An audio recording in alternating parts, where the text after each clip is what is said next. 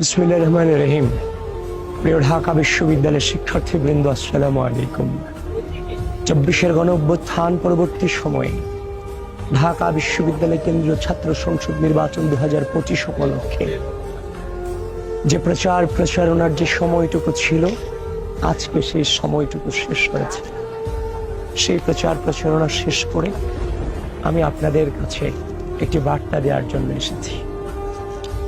আমি আবিদ, বাংলাদেশ জাতীয়তাবাদী ছাত্রদল মনোনীত ভিপি পদপ্রার্থী হিসেবে আমি আমার যে দায়িত্বটুকু ছিল এই ডাকসু নির্বাচন উপলক্ষে আমি আমার সে দায়িত্বটুকু পালন করার চেষ্টা করেছি। এই ঢাকা বিশ্ববিদ্যালয়ের যতগুলো হল আছে, সবগুলো হলের ডোর টু ডোর আমি যাওয়ার চেষ্টা করেছি। আমি গিয়েছি, কাউকে পেয়েছি, আবার কাউকে পাইনি। একসাথে সকলকে পাওয়ার সুযোগ হয়ে ওঠেনি, তবে আমি চেষ্টা করেছি। আমি ছুটে চলেছি অনাবাসিক শিক্ষার্থীদের কাছে, বাস টু বাস আমি চেষ্টা করেছি তাদের কাছে পৌঁছানো। সময়টুকু ছিল অতি অল্প, কিন্তু এই প্রায় ৪০,০০০ শিক্ষার্থীদের কাছে হয়তো বা পৌঁছানো সম্ভব হয়নি।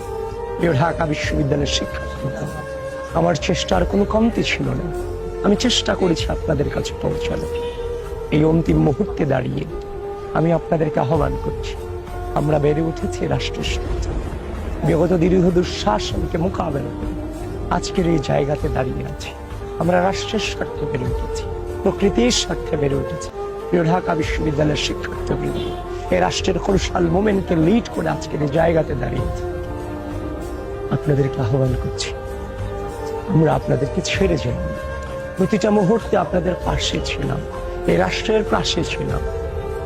এই মহাযুদ্ধে জীবনের সব থেকে বড় চ্যালেঞ্জে আমি পতিত হয়েছি।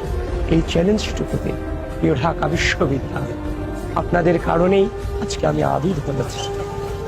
আপনারা আবিদের পাশে থাকবেন এবং আমি আপনাদের আমার পূর্ণ প্যানেল বাংলাদেশ জাতীয়তাবাদী ছাত্রদল পূর্ণ প্যানেলটুকুর পাশে থাকতে আহ্বান করছি এবং তারই সাথে আহ্বান করছি আপনারা যারা আছেন, অনাবাসিক শিক্ষার্থী যারা আছেন এবং আবাসিক শিক্ষার্থী যারা আছেন, অবশ্যই এই ভোটাধিকার আপনারা প্রয়োগ করবেন।